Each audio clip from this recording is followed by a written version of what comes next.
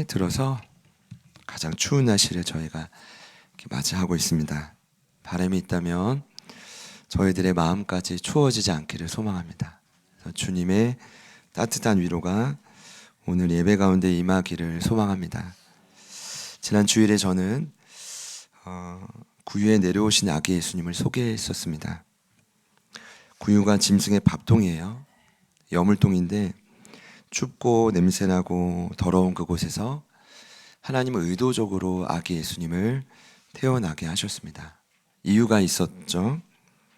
여러 이유가 있겠지만 물론 대표적으로 한 사람도 빠짐없이 품어주기 위해서, 그리고 그들의 채워지지 않는 이 갈급함, 그 채워주는 양식이 친히 되기 위해 그 여물통에 누인 거죠. 그리고 최종적으로는 이 땅의 구유와 같은 낮은 곳으로 저희들을 어떻게든 초대하시기 위함이다. 저는 그것이 하나님의 선한 계획이라고 믿습니다.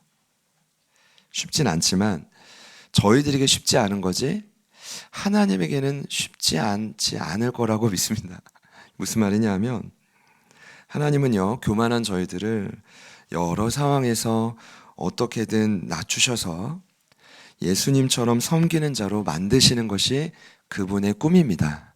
여러분, 이해되시나요? 하나님은 이 땅을 다스리는 방식이 섬기는 자를 통해 그 일을 맡기신다고 했습니다. 그러니까 여러분, 하나님의 일을 하기 원하세요? 그 감격을 누리기 원하십니까?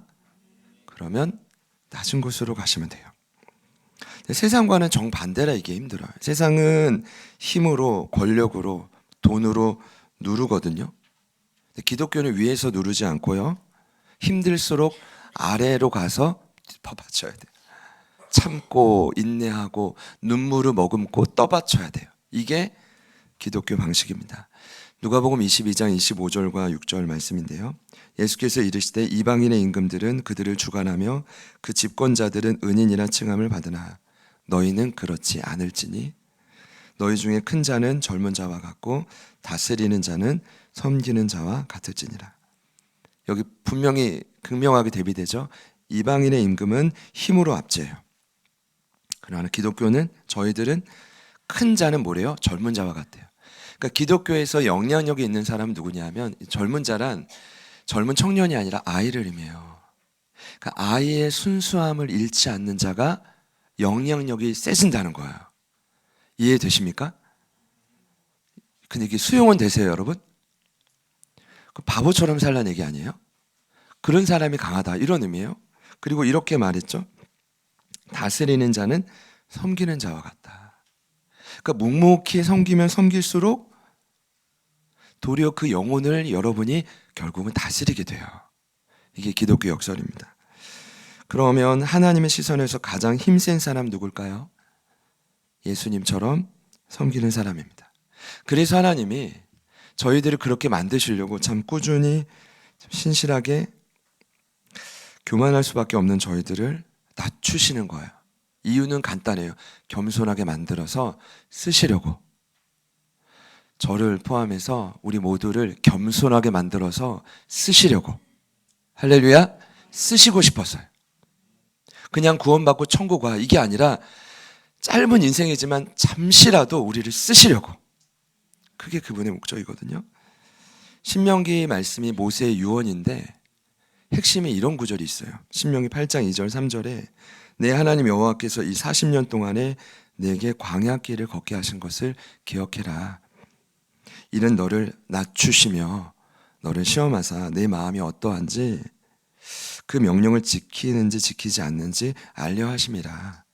너를 낮추시며 너를 줄이게 하고 또 너도 알지 못하며 내 조상들도 알지 못하는 만나를 먹이신 건 사람이 떡으로만 사는 게 아니라 여호와 입에서 나오는 모든 말씀으로 사는 줄 내게 알려주기 위함이다. 핵심은 뭐예요? 낮추시기 위함이에요. 이스라엘 백성에게 40년의 광야길을 허락하신 이유가 밝히시잖아요. 광야 싫죠.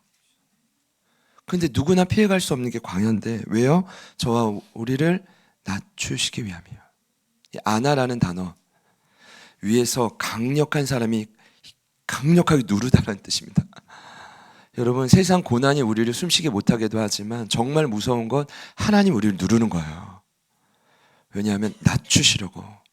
근데 이 아나의 또 다른 의미가 바로, 같이 한번 따라해 봅시다. 힘을 빼다, 이런 뜻이에요.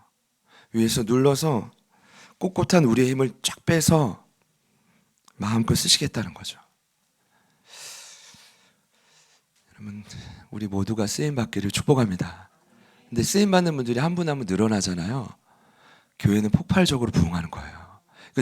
부흥하고 싶어서가 아니라 쓰임받는 사람 하나님 계속 주목하시거든요. 그리고 전방에도 여러분 최상의 무기가 있거든요. 이래봬도 한 번만 더 할게요. GOP 출신이어서 제가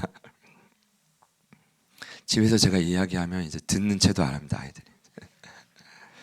그런데 이제 제가 한 가지 아는 건 항상 위험한 곳에 최고 무기를 다 줘요. 후방이 아니라 최전방에. 마찬가지거든요. 여러분, 낮은 곳에서 쓰임받는 분 되십시오. 마음껏 쓰임받으시기를 축복합니다. 어쩌면 지난주 말씀이 결론이죠. 우리도 낮은 곳으로 가야 돼요. 그리고 오늘 본문은 이어지는 내용인데, 하나님이 감사한 건 아들의 탄생을 모른 채 하지 않으셨다는 거예요. 비정하지 않아, 우리 하나님. 하나님이 오늘은 아들의 탄생을 축하하시는 장면입니다. 저는 이 장면을 천상의 생일 파티라고 이름을 붙여봤습니다. 아이들도 불 끄면 또 하고 또 하잖아요. 저희도 이 구절을 또 보는 이유는 의미를 한번 되새겨보길 원해요. 자, 그런데 마냥 기뻐할 수 없는 파티예요. 왜냐하면 하나밖에 없는 아들이 곧 죽어요. 우리를 살리려고. 그럼에도 하나님이 기뻐하시는 건 아들 예수님을 통해 살 길이 열리거든요. 축하합니다. 근데 그 축하가 배경을 보니까 보통 여러분 엄청난 축하는요, 각 지역과 도시에 이제 유명한 사람 불러요. 그리고 리본을 딱 묶고 가위를 자를 때 고생한 사람들은 다 뒤에 있고 그냥 대표자들이 와가지고, 물론 대표도 고생하지만, 그런데 이번에 생일 파티는 달라요.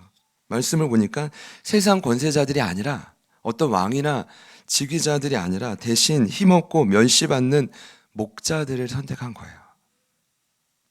실은 유대 사회에서 목동은 가장 천한 직업입니다. 궁금하시죠? 왜 목자들에게 생일 파티, 목자들이 왜 처음으로 초대가 됐을까요? 신학적으로는 이렇게 말을 해요.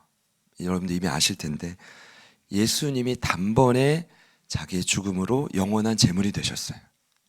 영원한 피가 되셨어요. 이해되시죠? 과거, 현재, 미래의 모든 죄를 씻는 피가 되셨어요. 그래서 더 이상 목자들이 흠없는 양 때문에 막 낮이고 밤이고 추운 데서 더운 데서 고생하지 않아도 돼요. 그런 길이 열린 거예요, 신학적으로는. 그런데 보편적으로 보면 이런 의미라고 봐요. 목자들이, 그들의 심령이 물론 다 힘들었겠지만 이스라엘 백성들 가운데 그 누구보다 가난했기 때문이에요. 무슨 말이냐 하면, 자, 잠언 말씀에 이런 구절이 있더라고요. 27장 7절에 배부른 자는 꿀이라도 싫어하고 줄인 자에게는 쓴 것이라도 달대요. 배가 고프면 쓴 것이라도 먹는데 배가 부른 사람은 꿀도 싫어. 이게 영적으로도 마찬가지라는 거예요.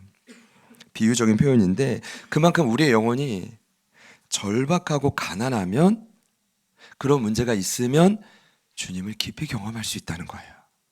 그럼 그 당시에 가장 고생하고 절박한 사람을 대표하는 자들이 누구냐? 목자들이었다는 거죠. 여러분, 예수님도 공식적인 첫 번째 메시지에 뭐라고 했습니까? 심령이 어떤 자가 복이 있어요? 가난한 자. 심령이 가난하다는 건 깨어진 상태거든요. 갈갈이 찢기고 깨어졌는데 오히려 이런 자가 복이 있다는 거예요. 왜요? 주님께 더 가까이 나아갈 수 있거든요. 결국 오늘 천사들을 통해 목자들에게 처음으로 이 소식을 알리고 축하하는 장면이 오늘 본문이에요. 저희가 좀 부탁드리고 싶은 것은, 저와 여러분이 가난한 심령으로 오늘 이 생일 파티에 참여하기를 소망합니다. 그래서 이따가 임마누엘 축제가 마지막이 아니라 마지막 임마누엘 축제 끝날 때 이번에 아이디어를 주셔가지고 생일 파티를 하려고 하는데 그 파티에 같이 기쁨으로 동참하기를 소망합니다. 그 축가의 핵심은 다름 아닌 예수님의 탄생은 온 백성에게 미치는 큰 기쁨의 좋은 소식이다입니다. 우리 10절 말씀을 다 같이 한 번 더 읽어볼까요? 자, 천사가 시작.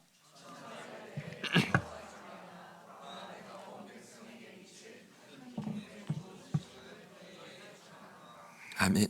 고민이 많았는데 핵심을 보다 보니까 이제 원문을 보면 좋은 소식을 전하다는 동사는 빼면 정말 천사가 전하는 내용의 핵심은 뭐냐 하면 온 백성에게 미치는 큰 기쁨, 이게 핵심이에요.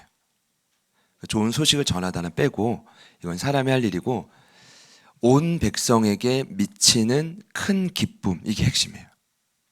온 백성이에요. 저희만 경험하는 게 아니라 이 소식은 결국은 땅의 모든 끝까지 전해질 거예요. 믿으십니까? 저희들에게까지 온 거잖아요. 그리고 거기 보면 미친다라고 되어 있는데 이거는 그냥 지식으로 경험하는 정도가 아니라 마음에 막 부딪혀서 내 삶의 실체가 된다는 거예요. 여러분 오늘 이 기쁜 소식이 여러분의 마음에 미치기를 축복합니다. 다 해야 돼요. 다 해야 돼요. 근데 그게 뭐래요? 큰 기쁨이래요. 그래서 예수님의 탄생은 온 인류에게 분명히 나왔어요. 큰 기쁨이에요. 그냥 기쁨도 아니고 큰 기쁨이에요. 메가라죠. 큰 기쁨. 그래서 실은 이러한 예수님을 믿는 그리스도인들의 표정은 밝고 기뻐야 합니다. 자, 우리 옆에 있는 분들 표정만 잠깐 볼까요? 잠깐만 보십시오. 사실 이 말이 굉장히 부담스럽습니다. 굉장히 부담스럽어요. 안 기쁜 순간이 굉장히 많거든요. 솔직히 말씀드리는 거예요. 두려울 때도 많고요. 분이 날 때도 있어요. 그리고 견디기 힘들 정도로 답답한 순간도 많아요. 근데 오늘 이 말씀은 성경의 원칙이에요. 어제도 한 성도님 몇 분과 좀 이렇게 교제를 하는데 참 행복한 시간이었어요.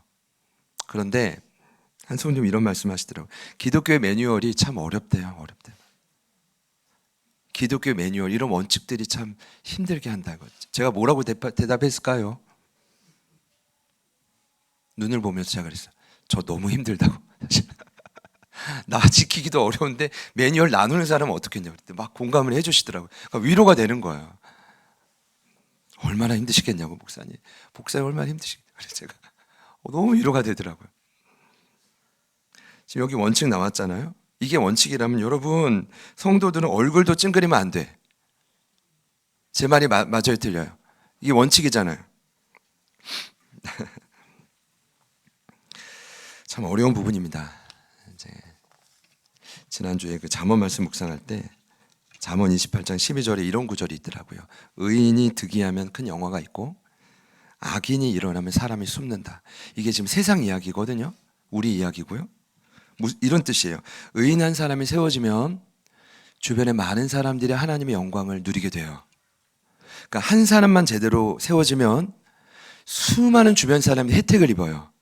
그런데 반면에 악인이 세워지면 사람이 숨는데요. 근데 원문의 의미를 보고 깜짝 놀랐어요. 숨는다는 게 도망간다는 의미가 아니라 짓밟힌다는 뜻이에요. 그러니까 의인이 아니라 악인한 사람이 세워지면 주변 사람들이 짓밟히게 돼요. 소중한 사람부터 짓밟히게 돼요. 그러니까 하나님과의 관계, 적대 관계를 여러분 기억하셔야 돼요. 저희가 빨리 풀지 않으면 우리도 악인이 될 수가 있어요. 근데 그 말씀이거든요. 그러니까 의인이 되느냐 악인이 되느냐, 이것이 영적인 원리예요. 그럼 여러분 그냥 이런 원리가 결과가 나오는 거예요. 주변에 악한 사람이 얼마나 많아요. 상식을 뛰어넘는 사람이 얼마나 많아요. 뛰어넘어서 악한 사람이 이 땅에 얼마나 많습니까, 여러분? 뉴스를 보면 얼마나 괴로워요. 그러니까 수많은 사람들이 짓밟히고 있는 이 시대에 거기에 그리스도인들도 살아가는 이 시대에 어찌 날마다 기뻐할 수 있냐 이거예요. 그렇다면 오늘 예수님의 탄생이 이렇게 삶의 무게로 짓눌린 채로 온 피할 수 없는 우리의 인생을 어찌 기쁘게 할 수 있냐라는 거예요. 이해되시죠? 그 말씀을 묵상하면서 들었던 첫 번째 질문, 어떻게 이 기쁨을 누릴 수 있죠? 11절에 그 답을 제시합니다. 구유의 누인 예수님이 우리의 구주가 되셨기 때문이에요. 우리 11절 말씀 같이 한번 읽어볼까요? 시작. 오늘 다윗의 너희를 위하여 구주가 나셨으니 곧 그리스도 주시니라. 좋아요. 유명한 구절인데 여기 이제 저희 현수막 구절이 있어요. 알고 맞힌 건 아닌데 참 하나님께 감사해요. 구주라는 뜻 여러분 아시겠지만 예수님의 이름의 뜻이 구세주, 구주입니다. 다른 게 구주가 아니에요. 이 소조라는 단어를 제가 연구하면서 진짜 위대한 단어다. 어떤 뜻이 있냐 하면 이미 아시겠지만 첫 번째는 건지는 자라는 뜻이 있어요. 그러니까 죄와 사망뿐 아니라 우리 인생에 감당할 수 없는 문제들이 터질 때가 있죠. 자, 그때 거기서 건져주시는 분이 구주 예수님이에요. 유일하게 건져주시는 분이. 두 번째는 영적인 장군이라는 뜻이 있어요. 여러분 하나님의 자녀가 되면 부르심 받는 날까지 두 가지 일이 반복된다. 저는 이렇게 전하거든요. 그 두 가지 일이 뭔지 아세요? 첫 번째, 하나님의 자녀가 된 순간부터 보이지 않는 사단이 자녀들을 괴롭혀요. 평생 싸워야 돼. 두 번째는 뭔지 아세요? 사단은 괴롭히지만 보이지 않는 사단의 관계로부터 저희를 지켜주는 영적 장군이 있어요. 이게 또 계속돼요. 누구일까요? 구주 예수님이에요. 그러면 사단이 셀까요? 우리 예수님이 셀까요? 그래요. 분노하지 마십시오. 두려워하지 마십시오. 어차피 주님이 더 강하세요. 이걸 선포하는 거예요. 하나님 지켜주십시오. 보호해 주십시오. 마지막에 구주의 의미는 항해의 선장이라는 뜻이에요. 바다에서 건졌어요.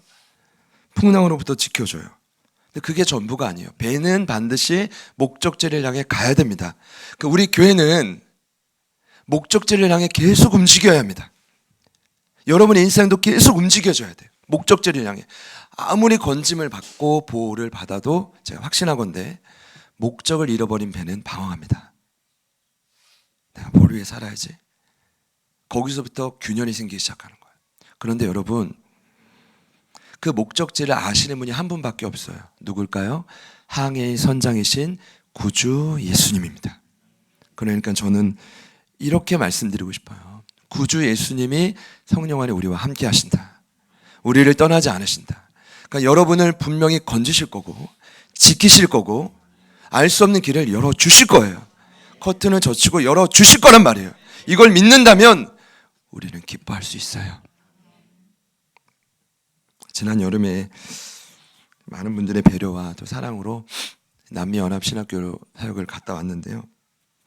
이번에 강기한 선교사님, 정상훈 선교사님의 선임 선교사님이 머지않아 다시 보기를 원합니다. 이렇게 카톡이 오셨어요. 제가 올해 문자 중에 가장 두려운 문자였습니다. 머지않아 다시 보기를 원합니다. 남미도 다 그렇대요. 이제 아르헨티나도 그렇고 예전에 브라질도 그렇지만 대다수 카톨릭 신자라고 고백은 하는데 질문하면 구원의 확신이 있대요. 제가 이번에 느꼈지만 좀 이상해. 곳곳마다 마리아 형상이 그렇게 많은데 흑인 마리아가 그렇게 많아. 근데 가운을 뭔가 쓰고 있는데 자세히 보면 그 얼굴이 흑인인 건 둘째치고 귀신 얼굴도 많고. 여러분 이게 정상입니까? 늘 동일한 건 항상 품 안에 있는 아기 예수는 쪼그라져 있어요. 제 눈엔 그렇게 보였어요. 의도적인 거라고 봐요. 다는 아니겠지만 보통 가톨릭 교회나 러시아 정교회에서는 예수가 마땅히 구주가 구주됨을 받지 못할 때가 많아요. 마리아의 품 안에 있는 연약한 아기 예수일 뿐. 저는 엄청난 잘못이라고 생각하는 사람입니다. 모두가 그렇다는 것보다는 이건 잘못된 관점인 거죠. 여러분, 예수님은 우리의 구주이십니다. 예수님이 아무리 아기 예수가 마리아의 품에 있어도 마리아의 구주는 예수님이에요. 예수님의 구주 마리아가 아니라 예수님 마리아의 구주고 온 백성의 구주가 되신다고요. 그래서 오늘 일단 예배하시는 분들 중에 지금 당장 강한 위기와 방해로부터 건짐받아야 될 분이 있다면 구주 예수님이 완벽히 건져 주실 거라고 선포하십시오. 완벽히. 그리고 혹여나 가야 할 길을 몰라서 방황하고 결정을 못한 어려움으로 힘든 분이 있다면 주님이 길을 열어주시기를 축복합니다. 이게 이제 힘이 되면, 이것이 이제 힘이 되면 오늘 이제 생일 파티의 마지막 목적이 있어요. 오늘 말씀의 핵심인데, 자, 이때 호련히 허다한 천군 천사들이 하나님 막 찬송하기 시작해요. 14절 말씀입니다. 지극히 높은 곳에서는 하나님께 영광이요, 땅에서는 하나님이 기뻐하신 사람들 중에 평화로다. 분명히 마음속에 또 이 구절이야 라고 하시는 분들이 있을 거예요. 굉장히 유명한 구절입니다. 근데 말씀을 보면 두 가지 핵심이 있어요. 첫 번째는, 먼저는 하나님께 영광이에요. 왜일까요? 예수님이 그 인간이 죄를 짓고 창세기 3장 15절 이후로 예수님이 구원 계획에서 빠진 적이 단 한 번도 없어요.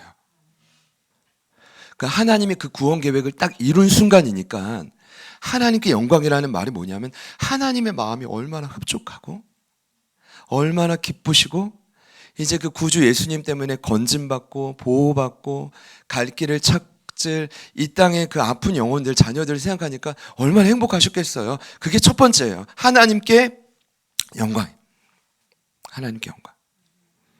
그리고 두 번째는 찬송의 내용에 있죠. 땅 위에 있는 사람들에게 평화를 선포해요. 결국 구주 예수님의 탄생은 우리에게 큰 기쁨인 동시에 마지막으로는 평화를 주기를 원하세요. 그러니까 큰 기쁨이 몰려올 때 예수님을 통해 마지막에는 평화를 주신다는 거예요. 이해가 되십니까? 자, 그만큼 예수님을 믿는 성도의 표정이 평화예요. 천군 천사가 막 찬양하는데 그 천상의 생일 파티의 마지막 정점이 우리에게 평화를 주길 원한다는 거예요. 저는 이 평화가 이번 성탄의 선물이기를 축복합니다.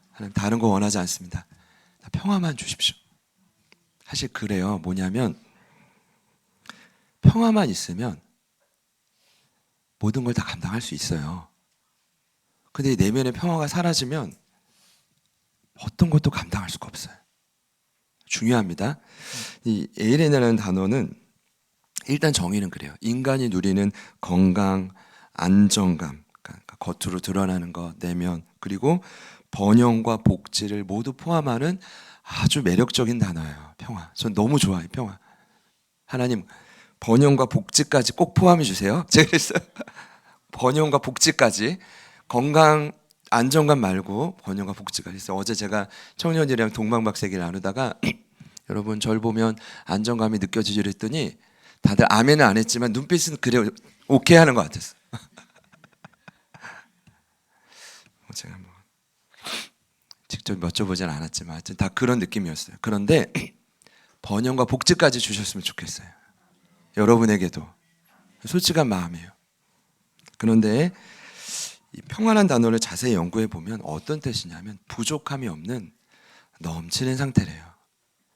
꼭 여러분 돈이 많다고 넘치는 상태는 아니잖아요. 그렇죠? 없어도 때론 방황해도 넘치는 상태일 수도 있잖아요. 그게 평화예요. 영적으로는 이 평안한 단어를 해석해 보면 예수님을 믿음으로 하나님과의 적대 관계가 풀려진 상태라고 합니다. 그 적대 관계가 풀려짐으로 평화가 자연스럽게 따라오는 거죠. 여러분, 그때 누리는 이 평화는 저와 여러분을 강하게 만들어요. 내면이 강하면, 두려움이 사라지면 모든 것을 견딜 수 있습니다. 모든 것을 감당할 수 있습니다. 그래서 제가 볼 때 이 평화는, 이 평화야말로 성도들이 누릴 수 있는 특권이고 하나님의 상급이라고 성경은 말해요. 돈이 아닐 수 있고 부귀영화나 건강이 아닐 수는 있지만 평화는 상급이에요. 그래서 로마서 5장 1절에 이렇게 말씀했죠. 그러므로 우리가 믿음으로 의롭다 하심을 받았으니 우리 주 예수 그리스도로 말미암아 하나님과 평화 화평을 누리자. 그러면 쫙 길이 열리는 거죠. 자, 그런데 중요한 게 있습니다. 제가 이번 성탄절에 새로 깨달은 건 이건데, 이런 평화가 모든 사람에게 다 주어지는 것은 아니다는 거예요. 14절을 자세히 보십시오. 성탄 시즌마다 보는 구절이지만 어떻게 기록되어 있습니까? 땅에서는 사람들 중에 평화, 이게 아니라 땅에서는 하나님이 기뻐하신 사람들 중에 평화. 차이를 아시겠죠? 그러니까 복불복도 아니고 교회를 다닌다고 누려지는 게 아니에요. 대강절이 돼서 성탄절이 돼서 난 교회를 출석하니까, 오히려 이 시즌이 되면 여러분 정상이라면 더 힘들어야 돼요. 연말이 됐잖아요. 계획을 실천하지 못한 게 얼마나 많아요. 다 실천하셨습니까? 아니, 풀리지 못한 해결될 일이 얼마나 많잖아요. 그러니까 보통은 이 평화와는 거리가 먼 게 정상이라고요. 저희 교육자분들은 그러지 않겠지만 성탄절은 이제 목회자들이 정말 가장 피하고 싶은 대강절절기로 일이 너무 많아서.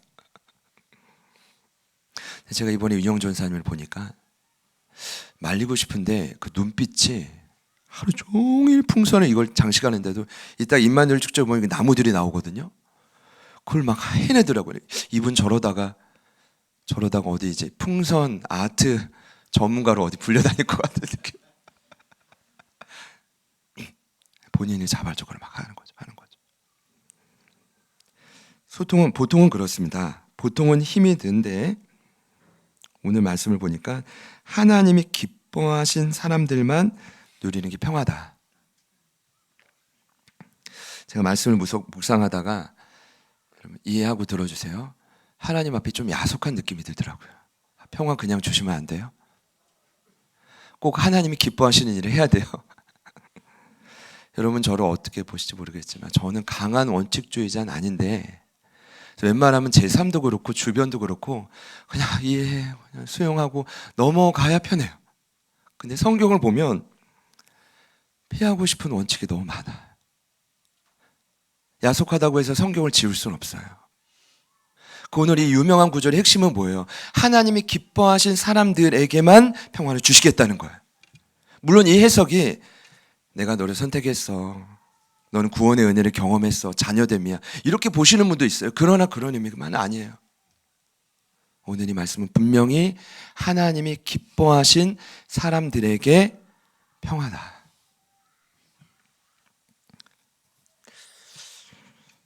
저희가 하나님이 기뻐하시는 일에 더 마음을 쏟을 수 있기를 소망합니다. 이게 그렇거든요. 자녀를 대할 때도 마찬가지지만 포기할 수 없어요. 자녀를 너무 사랑해요. 그렇다고 여러분 단순히 생각해 보세요. 늘 자녀를 볼 때 기쁘신 분 손 들어보세요. 아무도 없죠? 아, 이제 우리 자녀는 다 됐어, 내 노후를 맡겨야겠어, 이런 분 자녀 있어요? 아마 평생 고민하다 가실 거예요. 그러니까 하나님 저희들을 너무 사랑해요. 예외 없이 포기하지 않으세요. 이건 맞아요. 그렇다고 해서 우리 모두를 사용하시는 건 아니에요. 그렇다고 해서 우리 모두에게 모든 걸 맡기질 않는다고요. 정해진 사람들이 있어요. 마찬가지죠. 이 기뻐하심이라는 단어를 보니까 유도키아라는 단어, 하나님의 기쁘신 뜻. 제가 유도키아 하다 보니까 유독하다 이런 뜻이 나거든요. 하나님의 뜻을 순종하는 건 내 인생에 유독한 거야, 이런 잘못된 반역하고 싶은 생각이 들 정도로 야속한 마음이 들었지만, 여기 유도키아라는 이 단어는 다른 의미가 아니라 하나님의 기쁘신 뜻을 의미해요. 최소한 여러분 그분의 뜻대로 살고자 몸부림치면 저는 확신합니다. 평화가 선물로 따라올 것입니다. 지금도 평화를 누리시는 분이 있겠지만 이 대강절 끝자락 또 성탄절 여러분의 삶에 평화가 선물로 주어지기를 소망합니다. 우리 힘으로는 어렵지만 구주 예수님을 선물로 주셨잖아요. 그 예수님과 함께 다시 한번 일어나면 뭔가 하나님의 뜻에 용기 내어 따라갈 좀 이렇게 힘이 생기지 않을까요? 막 그 마음을 먹는 자체만으로도 평화가 막 샘솟게 될 줄 믿습니다. 제가 평화를 연구하다 보니까 시편의 저자가 이렇게 기록합니다. 시편 119편 165절에 주의 법을 사랑하는 자에게 큰 평안이 있다, 이렇게 말해요. 마찬가지죠. 말씀을 사랑한다는 거 뭐예요? 말씀을 지키겠다는 거예요. 머리로만 아는 게 아니라 판단하고 분석하는 게 아니라 지키겠다는 거예요. 그러면 큰 평안이 있대요. 예수님이 제자들과 헤어질 때 이렇게 말씀하셨어요. 나의 계명을 지키는 자라야 나를 사랑하는 자니, 나를 사랑하는 자는 내 아버지께 사랑을 받고 나도 그를 사랑하여 그에게 나를 나타낸다. 예수님은 하늘 아래 계시잖아요. 그렇죠? 그분을 만나고 그분을 깊이 경험하는 방법이 뭐래요? 계명을 발견하는 게 아니라 계명을 발견하고 지키는 거예요. 그럼 은혜 받는 것보다 더 어려운 일은 여러분에게 오늘 주시는 계명에 순종하는 일이에요. 저는 이런 생각이 들었어요. 이제 우리가 저희 공동체가 이 평화를 한 번 누리고 끝나는 게 아니라 지속적으로 평화를 누릴 때가 왔구나. 그만큼 저희가 계명을 받고 은혜를 받고 끝나는 게 아니라 이제는 그 계명을 지킬 수준이 왔구나. 할렐루야. 그런 때가 왔다고 봐요. 지키면 지킬수록 그 평화가 나를 더 떠나지 않겠죠. 예수님 오심을 정확하게 예언한 이사야 선지자가 이 평화를 강조했더라고요. 근데 두 번이나 이런 표현을 했어요.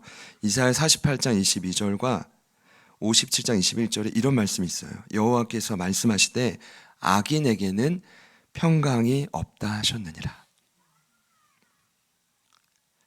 이사야 선지자가 말하는 의인은 누굴까요? 하나님이 기뻐하시는 뜻대로 사는 자예요. 단순해요. 악인은요, 하나님이 원하시는 뜻과 반대로 살 뿐 아니라 그 뜻을 알아도 굴복하지 않는 사람이 악인이에요. 그러면 두렵지만 오늘 24일 주일이지만 오늘 저희 모두는 악인과 의인의 경계선에 서 있습니다. 그 경계선에. 어느 누구도 내가 의인이라고 자신할 수가 없습니다.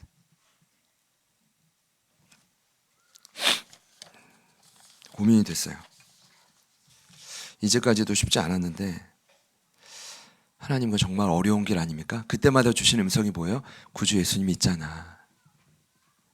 그 예수님과 함께 더 깊은 곳으로 순종의 길로 나아갈 수 있어.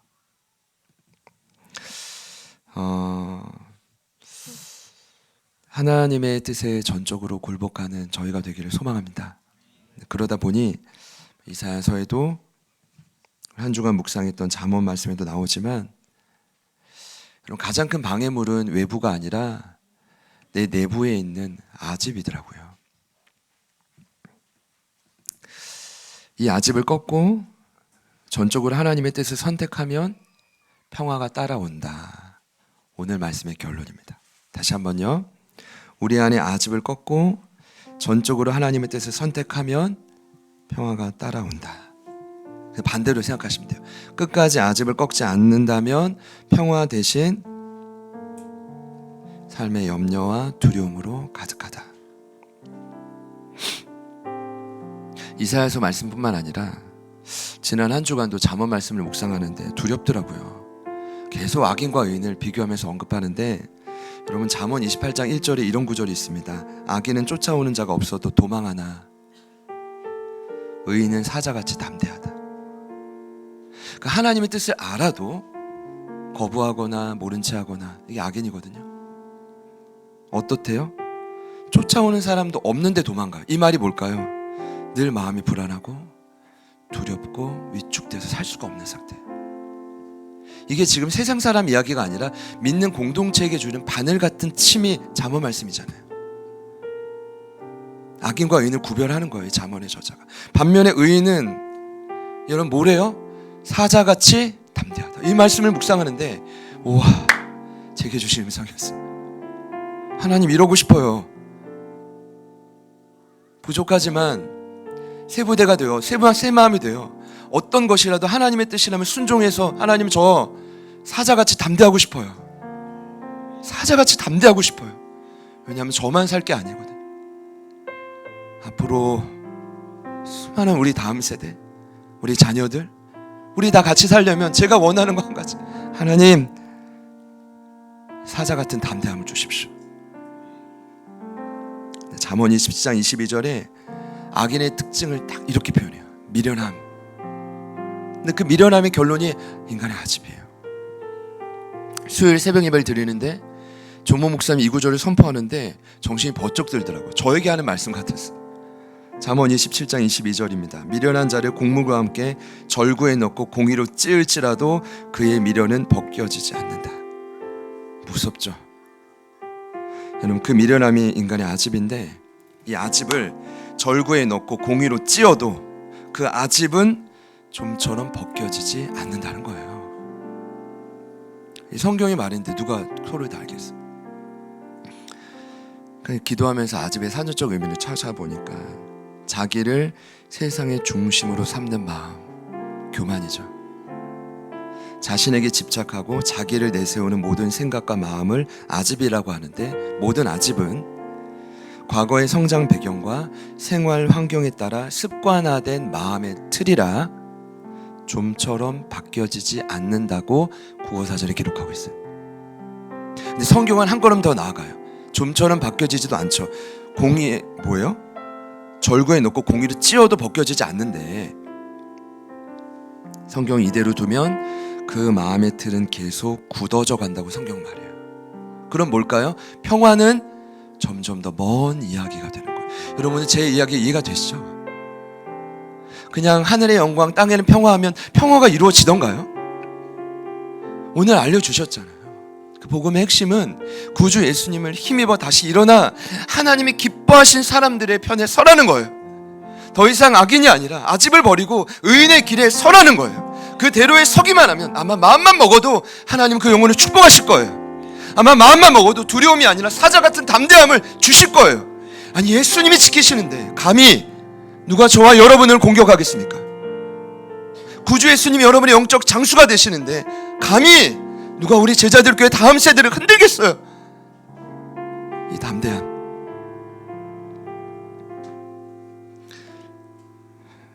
먼 단어가 아니라 가까운 단어이기를 소망합니다. 죄송해요. 너무 열을 제가 내가지고.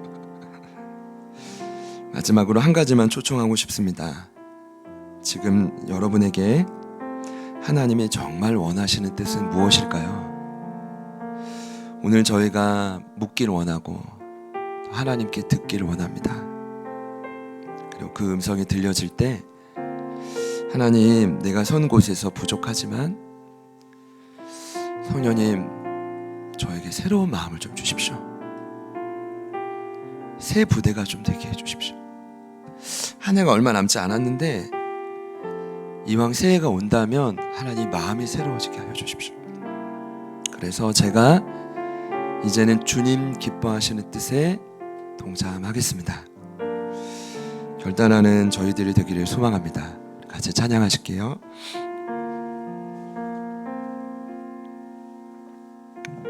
서두에도 말씀드렸지만 평화는, 하나님 약속하신 평화는 이 성탄절 시즌에만 필요한 게 아닙니다. 쓰임 받으면 받을수록 이 평화는 날마다 필요합니다. 그리고 이 세상은 너무나 짓밟힌 영혼들이 많기 때문에 우리도 그렇게 살아갈 수 있는 가능성이 크기 때문에 이 평화가 날마다 필요합니다. 그래서 여러분, 구주 예수님을 힘입어 새 부대가 되어서 하나님이 기뻐하시는 사람이 되기를 축복합니다. 같이 한번 찬양하겠습니다.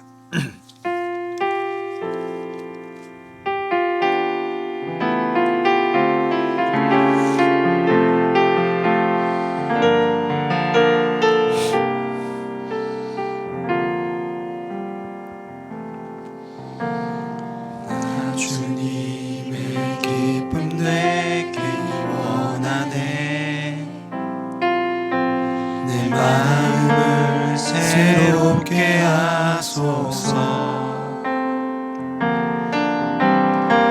새 부대가 되게 하여 주사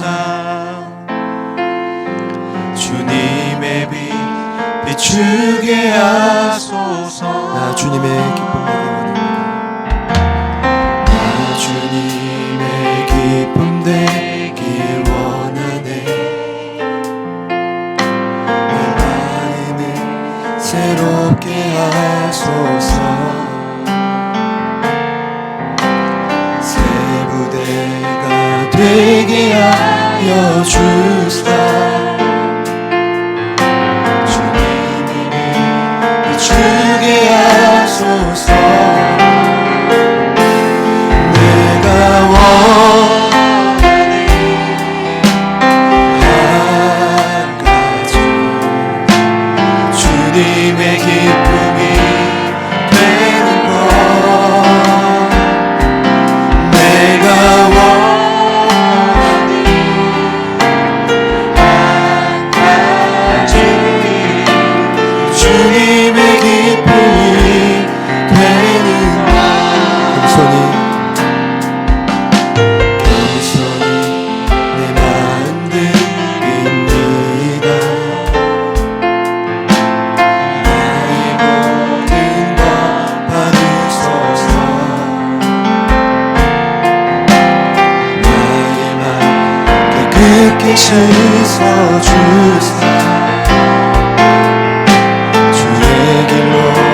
행하게 하소서. 한번 겸손히 내 마음 드립니다.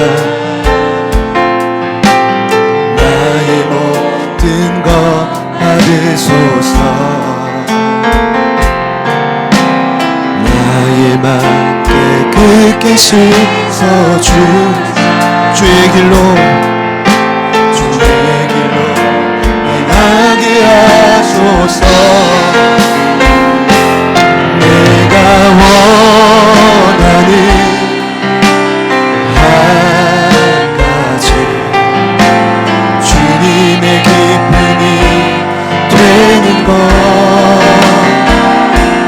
내가 원하는 한 가지 주님의 기쁨이 내가 원하는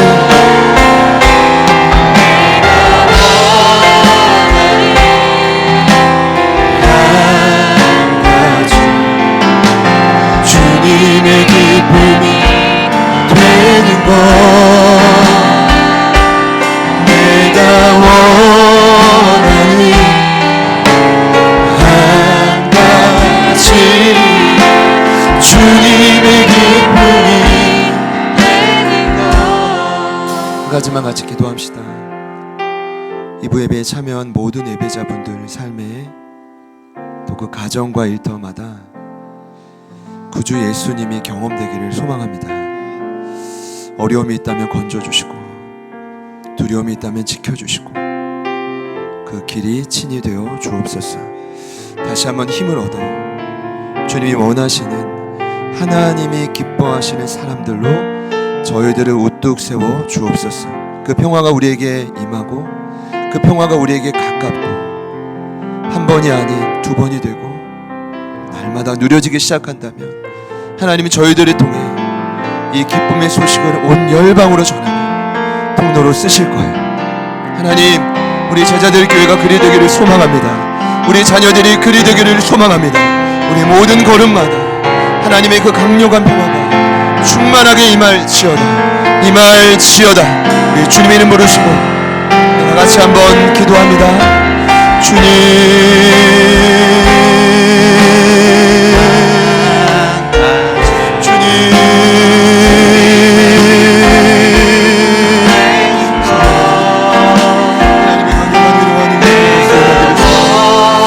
구주 예수님을 통해 우리가 기도하며 나아갑니다. 성령 하나님 도우소서. 하나님 삶에 만난 모든 위기로부터 사랑하는 그 모든 지체들을 사랑하는 모든 자녀를 먼저 주십시오. 주님 먼저 주십시오. 끊임없는 방해와 모든 어려움 앞에 하나님 지켜주십시오. 구주 예수님을 통해 지켜주십시오. 주님 길이 되어주십시오. 주님 건지시고 주님 지키시고 주님 그 길을 열어주시고 하나님 다시 한번 힘을 열어 하나님의 뜻을 하나님이 기뻐하시는 그 뜻을 따라 담대히 나가는 은혜가 되게 하여 주십시오. 주님 도와주십시오. 주님 도와주십시오. 주님 역사하여 주십시오. 주님 도와주십시오. 성령이 한과 예배에 참여한 모든 예배자들 하나님의 기쁨이 되기를 소망합니다. 하나님 기쁨이 되기를 소망합니다. 하나님 세보자가 되어서 주님이 원하시는 그 뜻에 따라가기를 소망합니다. 성령님 도와주십시오. 성령님 도와주십시오. 성령님 일하여 주십시오. 하나님 도와주십시오. 하나님 이곳에서 있는 수많은 평안을 누리는 모든 영혼들의 주님 도와주십시오. 하나님 아버지 도와주십시오. 하나님 아버지 도와주십시오. 하나님 아버지 알려주십시오. 주님 도와주십시오. 주님 도와주십시오. 주님 도와주십시오.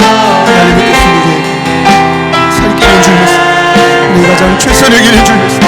우리에게 평안을 주시는 길인 줄 믿습니다. 하나님 그 길이 우리를 살리는 길인 줄 믿습니다. 성령 하나님 도와주십시오. 하나님 그 모든 길의 아집을 다 내려놓고 성령님 다르게 알려주십시오. 아버지 하나님 도와주십시오. 사라지지 않게 성령 하나님 그 틀을 새롭게 알려주십시오.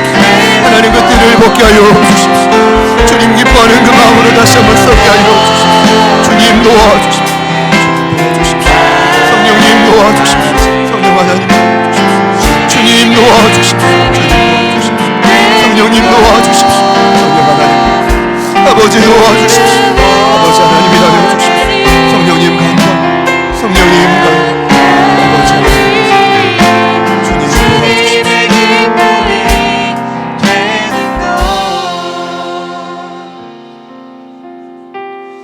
절고가 무엇인지 모르지만 때론 절고에 넣고 찧어도 벗겨지지 않는 우리의 아집이지만 우리의 미련함이지만 그럼에도 하나님 우리를 포기하지 않으시고 다시 예배를 통해 구주 예수님을 초청하게 하신 것 감사합니다. 어려움에 처한 많은 가족들이 있습니다. 주님 건지시고 보호하시고 인도하여 주시옵소서. 그 길을 가로막는 모든 어둠의 영역들은 승리하신 예수 이름의 능력으로 명하노니 모든 자리로부터 묶임받고 떠나갈지어다. 유독한 생각, 마음, 우리의 마음을 위축시키는 모든 것이 떠나가 하나님 궁극적으로 우리가 힘을 얻어 하나님이 찾으시는 의인이 되게 하여 주옵소서. 하나님이 찾으시는 하나님의 기쁘신 뜻에 부족하지만 순종하는 하나님의 의인이 되게 하여 주시옵소서. 우리의 마음속에 사자와 같은 담대함을 주시고 어느 누가 쫓아오고 하나님 방해할지라도 주님 뜻을 이룸에 있어서 흔들림 없이 나아가는 우리 제자들 교회 온 가족들이 되게 하여 주시옵소서. 간절히 소망합니다. 잃어버린 평화를 되찾게 하여 주시옵소서. 오늘뿐 아니라 또 내일뿐 아니라 지속적으로 우리 사랑하는 가족들의 삶의 그 평화가 우리 자녀들의 삶의 그 평화가 누려지는 하루하루가 되게 하여 주시옵소서. 이제는 우리 구주 예수 그리스도의 은혜와 하나님 아버지의 변함없는 신실하신 사랑하심과 성령님의 내주 충만 교통 위로하심의 역사가 예배에 참여한 모든 예배자들 머리 위에 그리고 불가피한 일들로 또 상황들로 아픔으로 흩어져 있는 우리 모든 가족들 그 삶의 지경 위에 그리고 저희들을 통해 다시 한번 소생케 되고 숨쉬게 될 이 땅에 위로받고 일어날 수많은 영혼들 그 삶의 영역 위에 지금부터 영원토록 함께 하시기를 간절히 축원하옵나이다. 아멘.